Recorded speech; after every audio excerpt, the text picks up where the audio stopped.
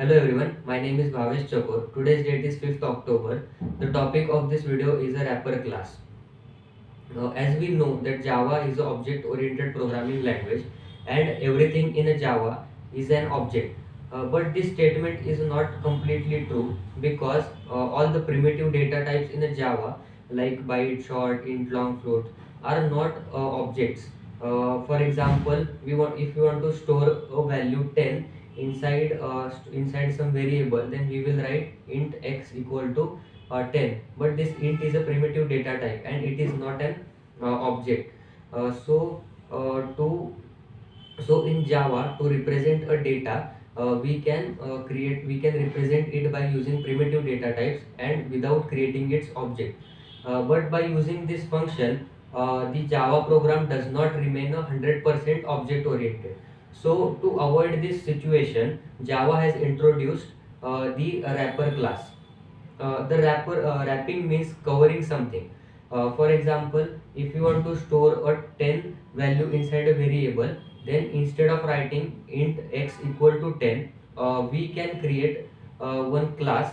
Inside of this class, we can create one variable, and this 10 value will be stored inside of that variable. Now every time we want to access that particular value, then we can create an object of that class, and inside of that by using that object we can access the particular value. Now this method looks more like of a object oriented structure. So this class is known as a wrapping class. The syntax of a wrapping class is as follows. The name of the class name is similar to the data type. For example, for byte type of a data, the class name will be byte, but first letter will be capital. That is, B will be capital. For a short data type, the class name will be a short, but S will be capital.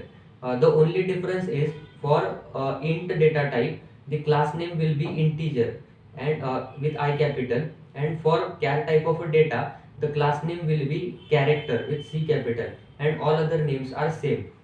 Now this wrapping class have some useful methods.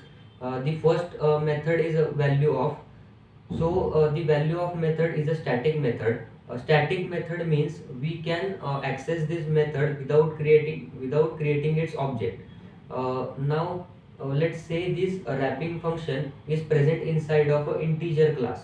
We will write as integer dot value of, and we have to pass some value, integer type of value to this function. So inside of a parenthesis we will write 1 2 3. But in this value of, instead of writing 1 2 3 directly, we will write it into a double quotes. Now by writing it double quotes, we are giving the value in type of a string, but this value of will be convert that string value into a integer value, and it will be stored as an integer. Now the second useful method of the wrapping class is a parse x method. So the x method is also static method, and this parse x method is available for every primitive data type like for byte, short, int, long. So in place of a x we can write a particular data type, and it will be a class of that particular data type. For example, in place of x, if we write parse int, then it will be a integer type of method. Then by writing parse double, parse float, and so on. Similarly, if you want to store if we are accessing this parsex method in integer class, then we will write integer dot parse int, and similarly we have to pass some value to it. Then we will write that value inside of a double quotes, that is 1 2 3. So this 1 2 3 we are passing the string value. The parsex method will convert that string value into a integer value, and this parsex method also returns the value as the same data type that it is storing. If we are storing the value as an integer, then it will return a value as an int.